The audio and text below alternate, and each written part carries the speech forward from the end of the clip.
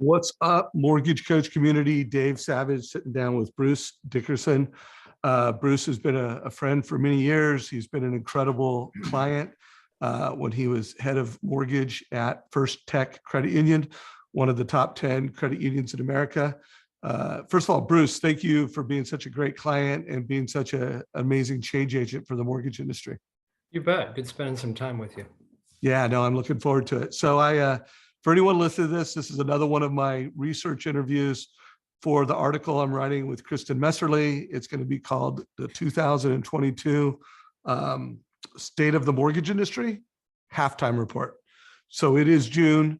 I've been doing this for over 30 years. I think Bruce has been doing it for a while himself. We'll find out just how long he's been at it in a minute.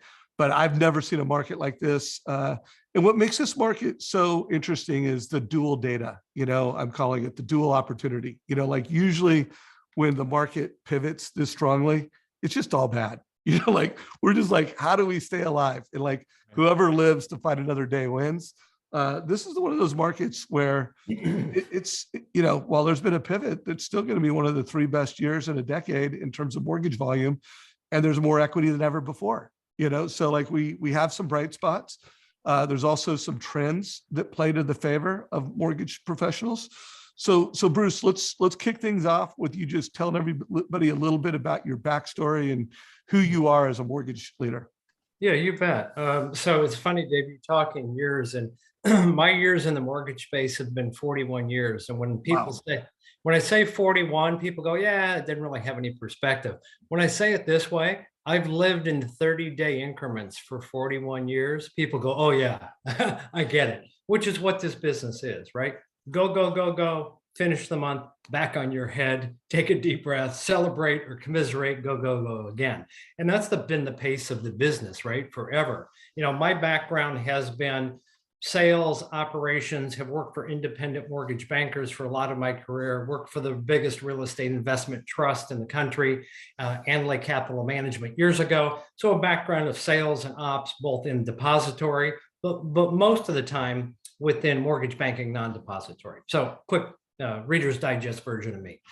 Yeah, well, and you in your most recent tenure, I know you're consulting with PE firms and you're doing consulting to the industry, and you're enjoying your golf game a little bit more. I can see with that golf shirt and gaff hat. That's the uniform today. So yeah, I like that. But how long were you leading mortgage at First Tech? First Tech, 5.5 years, and to give some perspective, you hit on it a little bit. Great institution, doing $1 billion or $2 billion a year. Our run rate, and again, rates went to zero for a few years, right? These past couple, but very low interest rate market, but very high purchase concentration and a run rate of $3.5 to $5 billion a year in single family retail originations. And the goal for the credit union, Key, is not just to be, when rates are down, we do great. When rates are up, we do less great, but have a sustainable platform, which is kind of your conversation. Over the next 10 years, they have no desire to tap out at $3 billion a year in originations. They'd like to look at their entity 5 years from now that's doing $5 or $6 billion. So very focused on investing in infrastructure, being in the right markets, being in the right people, a long-term game, not just a refi game, is their perspective on the business. Yeah, well, you really are a standout client in terms of the number of apps that got a total cost analysis. I remember when we first rolled out, we had a couple rough years of adoption, but your team got very serious in how you integrated it into your tech stack. You got very serious on the standards in which you said, look, hey, we're First Tech, and when a consumer goes through us to get a mortgage loan, we want them to get a total cost analysis. And I just want to applaud you. You guys have, there's always more room for improvement, but you really did a great job. Well, and it fits culturally for us, Dave. You've used the word, and I've used the words in our career. You're trying to become a trusted advisor. And when I hear that, sometimes I want to slap people, because that and transparency, I've heard enough for a lifetime. But it is true. At First Tech, because we had other products and weren't just mortgage, the total cost analysis to a borrower feels like I'm being consultative on their financial future, and I just happen to be getting a mortgage. And that won a lot of deals for us. because you walk onto a car lot, you can smell the salesperson that hasn't sold a car in 45 days, right? Right. But the person who's been very successful, who really is listening and being curious about you and looking at the whole financial future, it just plays well into that culture. Well, you did a great job at executing it, and the team that you've that's still there is still doing a great job. So thank you Yeah, for that. it's a good So, team. so what I want to do in this article, I'm writing an article with Kristen Messerly, and should come out, June 15th. This is June 1st. Everybody who's watching this, and I'm interviewing a lot of different people in the mortgage space. Some of them are CEOs of IMBs. You are a previous leader of a depository. I'm interviewing, I interviewed Clayton Collins the other day. I'm trying to get Garth Graham into Zoom, trying to get Rob Chrisman into Zoom. So, I mean, a lot of different leaders that have seen a lot of different cycles. And I want the closing chapter to be, what are the best opportunities for a lender and a Mhm. loan officer who wants to Mhm. crush this market? They want to gain market share and they want to close loans. So that's going to be chapter 3. But to Yeah. get to those opportunities, we need to assess the brutal reality. And we Right. also need to assess the data points. So when I say that are creating opportunities today, what are the 3 data points or brutal realities of the market that we are living with today? And if you could just share that, and then we'll go through some trends and round out with some opportunities. Yeah, and I would say, Dave, that I'm not sure that what's going on now is new. We just forgot a little bit, right? I mean, I didn't just lose you, did I? Okay, there No, you are. no, I no. thought, I thought I lost you for a second. Don't worry about Uh, that. That happens. I'm just moving something around and yeah, no not worries. creating distractions. Like I said, I only get cut off at about 9 minutes, not 7. um, so I'm not sure they're new, right? It just we didn't notice. Rates went so low that people were doing volume and refi, but the fundamentals as we entered 3 or 4 years ago were this: you need to be operationally efficient, right? Operational efficiency doesn't always just mean ops. People think of that. Operational efficiency. How quickly am I getting the stuff through the snake? Of course, that's an element of it. But operational efficiency is also in sales, right? How many touches do you have? In gestation in a purchase market, people just don't purchase a home today. They have to decide, find the home, network. So how well are you keeping track, right? So within that kind of trend, the operational efficiency trend was masked a little bit with incredibly high volume, right? You could be a little bit inefficient and still everybody had some very good years. But going into the very low interest rate of market, operational efficiency and data points to keep track of members of borrowers who are potentially going to purchase, that has always been there. It's just some companies focused on it a little bit more than others. And so I think that really starts to heighten when volume's down, right? When there aren't refis and there are 6 or 7 or 8 or 10 or 20 offers on a purchase.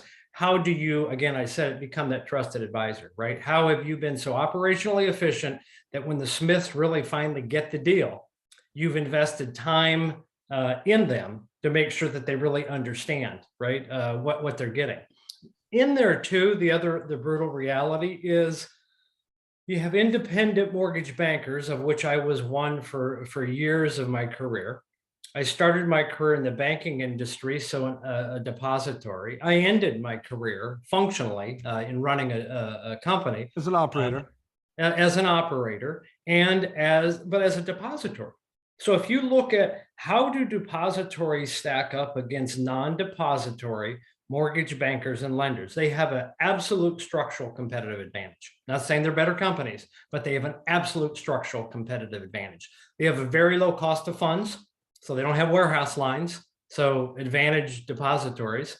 They have a pretty good brand, most of the depositories, because they have, a trusted advisor, and some of them have a balance sheet. So when you start talking about product development and the DNA of the borrower is changing, I mean, the DNA of the borrower today compared to 15 or 18 years ago is completely different. They might have a W-2 job. They might also have jobs on the side. They might write code. And our guidelines from Fannie and Freddie and the Appendix Qs, those underwriting guidelines are someplace around 1957. Yeah.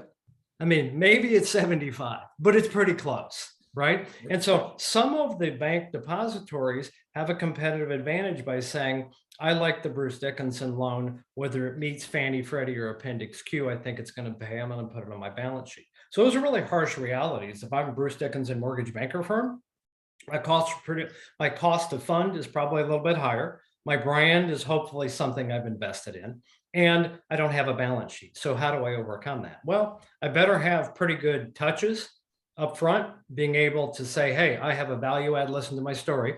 When you listen to my story, I better keep track of you.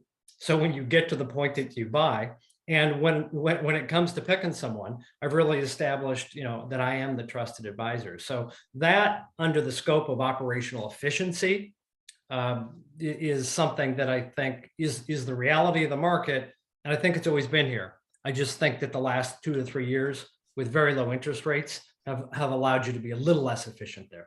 Right. Well, let's do this, because there's always been depositories. Yeah. For as long as I've been in the business, there's been IMBs, Yeah. and brokers have grown. There's going to be brokers. Let's assume that we've got a mix of those folks on watching this, and I'm definitely going to be writing content that applies to all of them. Like, hey, we're mortgage professionals that help people finance homes. Whether it's and the one thing I do want to expand is I do think we need to define the role of a loan officer beyond just financing a home. You gotta be a liability advisor. You need to be able to look at a family's balance sheet, credit report, assets, know what their goals are. When do you want to achieve financial freedom? What does financial freedom mean to you? Right. And you need to be able to recommend mortgage strategies and debt strategies to achieve those goals. But give me one more data point that creates an opportunity for a loan officer, regardless of what model they're in. Yeah, I mean, I think that it's really simple, and this is just what I've believed in the business, and there's such an opportunity. Do what you say you're going to do. I mean, I hate to make that so simple. Make calls, do what you say you're going to do, follow up. It is amazing to me, Dave, how many people just don't simply do what they say they're going to do. Right. So I think if you basically do what you say you're going to do and have a time frame with that, and have, again, financial analysis in the trusted advisor category, you'd be very successful. I mean, there's a lot of very smart people here, but you and I, and never in our careers, had to split atoms each day. And I actually have a neighbor who splits atoms, and I barely understand that concept. But really, I think that that is amazing to me. How many people just don't do what they say they're going to do? Follow up, be organized. I guess CRM is part of that, but it really is your DNA in terms of separating from others. Well, we'll that's your opportunity number one. So you're getting ahead of things here. Okay. So let's go to trends. Could be social trends, it could be digital trends, it could be just trends. Remember, we're going to get to the chapter of opportunities. What are the opportunities? Yeah. So we've got data points, guys. What are some trends that you see that are creating opportunities for loan officers and lenders? No, I'm not quiet because I'm not thinking of well, I'll lead you with an example. Yeah. There is a digital transition taking place in the world where everything is digitized. And so that's a trend, that almost seemed too easy. Well, assume nothing's easy. What do you think are the top trends impacting the industry today and tomorrow, the mortgage industry? Well, agnostic to rates going up, housing formation and family formation in the next 10 years is strong, right? If you said, do I want to be in this business? Yes. There happens to be an inventory shortage right now. Everybody's noticed about that, primarily on the coast, right? The smiley faces. There's an inventory shortage for sure. And if again, I'm going to reference back 2-3 years.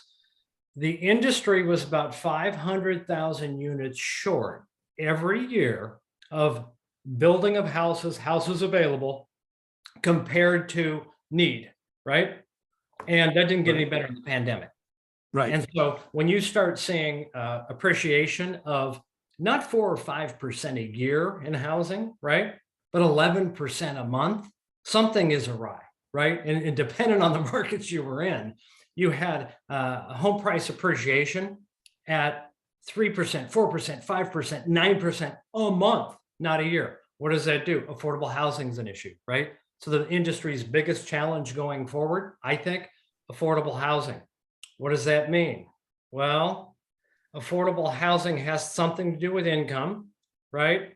And if you're able to create a product, access a product that makes the income that Bruce Dickinson gets more aligned with 2021, 2022 than 1957, there's an opportunity there. So that opportunity is to help in product development, have sellers that really have a creative eye towards it, because the way the industry solves inventory shortage and high appreciation is they say, well, I got an idea. Let's just go higher in CLTV, right? Let's go to 97, 99, 100. That didn't work out so well 12 years ago. 110, 110. What the hell, right? So what the industry tends to do is go higher in CLTV, right? And higher loan amounts.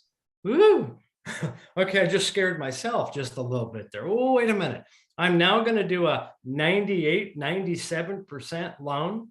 Maybe I'll pick on an area, Northern California, for what's that loan size need to be? $1.5 million, $1.7 million, $1.8 million. It starts to be tipping over a little bit on getting a mortgage done, which is that the best thing for my borrower? And so I think the other major trend that we will hopefully see in the industry is that guidelines and income that we can use in qualifying borrowers actually come front facing to 2022. The income I can't use is almost higher than the income that I can use. So I think that will be a triangle that the industry has to figure out. Yeah, no, I agree. Let's move to opportunities, because I think that's a serious trend. I mean, I do have some ideas. Let's see what your ideas are first, and then I'll share some of mine. But so what do you think are some of the biggest opportunities for lenders and loan officers right now? Well, I think the biggest opportunities is increase your sales capture ratio. You talk about data and statistics, right? Conversion. Whatever that number is, try to make it a unit or a unit and a half better, because there's a compensation element and a cost element that are going to have some lenders that aren't going to make it through the cycle, right? Their cost to produce, sales and operations costs is higher than their revenue, and volume is down. So you better figure out a way to have your sales capture units and your operations units. And I'll talk about the ops side because they're very connected, right? Make those ops units and those sales units that you get through in a month. I'm picking a number. If your number is 7, make it go to 8.5. If your number is 8.5, make it go to 9.5 or 10. Just has to be incremental. You don't have to paint a 100-mile fence with a bucket of paint day one. You just need to go section by section by section. So I would say higher capture ratio, right? I'll continue to go to operationally efficient. When they on my gravestone, they're going to go Bruce Dickinson, mortgage dude, operational efficiency. But I think you have to relentlessly continue, because what the industry shows you, that a company that you run or that you work for ultimately has to be financially sound so you can have a great career there, right? At the end of the day. And so costs have continued to creep up and margins are going to compress on the top. And that's what's happening right now. When there's less inventory, if you talk to most loan officers, Dave, what are they seeing right now? Oh my gosh, the pricing's crazy, right? I mean, it's hard for me to get a deal because everybody's just dropping price. I go back down to what we already talked about. Be a trusted advisor, have a relationship for them before you get to, because I've always thought that when people go price, I get it, the rate, I get it. But when somebody says, well, XYZ company's 5 and your rate's 5.25, what's your comeback to that? Yeah. Right. Oh yeah, you're right. But let me tell you about all the bad things they did in 6th grade. I mean, I guess you could go to that strategy. And so, Anyway, I'll try to stay on track. You know me, I like to just do streams of consciousness, but I think that higher capture ratio, be a trusted advisor before you just get thrown into the price bucket, and do what you say you're going to do. I think those, to me, on a pure sales perspective. That's the formula. Hey, by the way, that's a great formula. And I'm curious, when you think of Mortgage Coach and the digital presentations, which a lot of our lenders, when they look at, why do we spend money and time and make this digital presentation such a priority? It is conversion. It's because it's going to improve credit report run, loan gets funded. It's improving that. And it also improves profitability, less chance of a price exception because they're given more value. Were those the primary metrics when you had your role, and you decided, because you guys didn't just decide to get Mortgage Coach for all your loan officers. I mean, you really put a lot of resources into the integration of it, the training of it. What were your primary drivers for that? The primary driver, Dave, is, and people think that I'm lying when I tell them, was pull through, right? And our definition of pull through is once you have a loan app with us and lock a loan, how much do we pull that loan through to close? Industry numbers are all over the board. Ours was north of 90%. Dave, and once we got the borrower to that function, it was more than 90%. So how could we, and that has a correlation to what I talked about. How could I have competitive products and competitive pricing? It's because I didn't tear the head off my secondary marketing team every month, right? They thought I was going to pull through 80%. They hedged at 80%. I pulled through at 60%. Oh, somebody's got to pay for that in terms of rates or inefficiencies. And so the reason was pull through, but the pull through was great because what you just showed, credibility is high, right? It didn't feel like a mortgage, hurry up and jam it through. And so really the reason that we did it is if we could maintain that high pull through, we had very aggressive rates on our portfolio product, on our conforming product, because secondary became our partner, truly our partner, not just when it was convenient, they were our partner. And because of that, we had great front-facing products to be able to capture deals with the members. So we helped pull through, and well, I know we helped conversion because we've talked about that quite a bit. Now, what about, I feel like one of the biggest opportunities for lenders in today's market is borrower intelligence. And most lenders and most realtors database, they don't know much about them. They might know their name and their phone number and their address and their email, but this is what Zillow and Rocket's database looks like. This is what the most successful financial service companies in the world database looks like.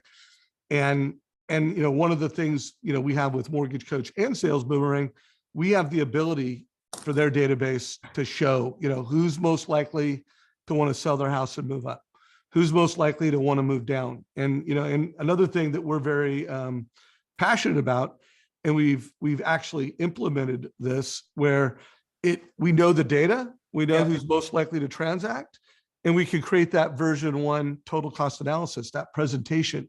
And so I'm feeling like one of the most important things a lender can do in today's market, it's have the borrower intelligence on their database so they know who's likely to transact, and so that they can automate the right insight, the right presentation at the right time for a consumer. What are your thoughts on that? Yeah, no, and I think that's tried and true. And Dave, you and I have both seen it in time, kind of that life cycle of a company or life cycle of a person, right? At certain ages, there's certain life events that happen. And as such, it's the time to purchase, move up, refi. A lot of the work that I did in the last 5 years at First Tech is a tech word that I think kind of goes across company lines, is kind of this person master concept, right? This person master, and they really know who Dave or Bruce are, and they know what trends are and predictive piece. So we were really working on some predictive analytics that within a given database of, I'll pick a number, 100 people, by having person master and really knowing those 100 people, how much more predictive it was. And for marketing, advertising, phone calls, Right. text, the right message at the right time. The funniest thing I've seen on TV in a long time is, I think it was Saturday Night Live, that talked about trying to cut their cable off in Xfinity. Right. And basically what they did is walk through 5 or 6 people, all who tried to add to their package and add phone lines. And all they wanted to do was change it to move homes. And they never really person mastered. They really never knew the person and the why. So they just gave them all the stuff. Well, that's what we've done in mortgage banking a lot of times. We data dump you, right? Dave, I'm not sure what you're interested in, so let me give you the 11 streams of consciousness, thought, things, all at this point in time. And the really good people understand where you are in your life cycle, and they'll give you those 1 or 2 key elements and maybe save the 8 for some other point in time. So I think that whole concept of person master, life cycle, marketing, contact, life's timing, right? I mean, timing's everything. So I think it really, it creates a great opportunity wrapped in personalization and tech. I love that. And there's no doubt. I mean, the best salespeople, they tailor, they ask great questions and they listen. Right. They teach, they're not just delivering a transaction, they're teaching a family. And again, if you're in mortgage, how to achieve financial freedom faster by picking the most strategic mortgage. And then they lead. They control the process. They keep their word. They do what they say they're going to do. It's tailor, teach, control. And then of course, I'm a big fan of the Challenger sale, where you do those 3 things and it's wrapped with constructive tension. Families want leaders. They don't want just people pleasers that will tell them anything. They want you to tell them the truth, don't overpromise and underdeliver, deliver constructive tension. And if you do those 3 things, guys, you're going to kill it. So Bruce, let's go into wrap up mode. Is there anything you want to share with this mortgage coach community before we run out of time here? No, I think we've hit on a lot of them. The only thing I would add, and you were just talking about it, Dave, a lot of people have had the opportunity to do binge watching, right? I guess that's what it's called when you watch a lot of TV, binging, right? And there's a show, Ted Lasso, and if everybody's seen it, love Ted Lasso. My favorite line in Ted Lasso? What is it? You weren't curious. You judged me, right? You judged me based on what you saw. It wraps up into what we're all talking about. People, I think, feel great if you're curious about them, right? I'm not just trying to get a transaction done, and some of it's be a good listener, whatever. But those words always hit me well, because I think it's a compliment to people when you're talking to them and you're curious about them. You're curious about their life. You're not just curious about this financial transaction. I think that bodes well for all the tech stuff we've talked about, being a trusted advisor. But that was one of my favorite things. Be curious, not judgmental. Be curious and make sure to take a moment. Yeah, that's a good reminder. And I think in a market like this, where, we're working hard, it's challenging, rewatching Ted Lasso may not be a bad recommendation to everyone. It's funny, it's good.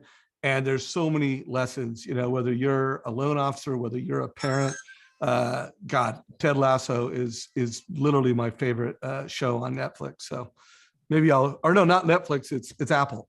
Yeah, it's hard to keep up. Yeah, I know it's streams, but Apple crushed it with Ted Lasso. So, all right, my friend. Well, hey, I really appreciate you taking time to, still come back into the mortgage coach community and bring value. Thanks for being such a great client and friend over the years. If you're watching this, guys, give it a like. If you got some value, share it with your mortgage friends. This is part of a series that I'm not only creating for loan officers, but C-suite executives, managers. So share this with your management team. And I look forward to our next conversation, Bruce. All right, David, be well. Take care, my brother. All right, bye now.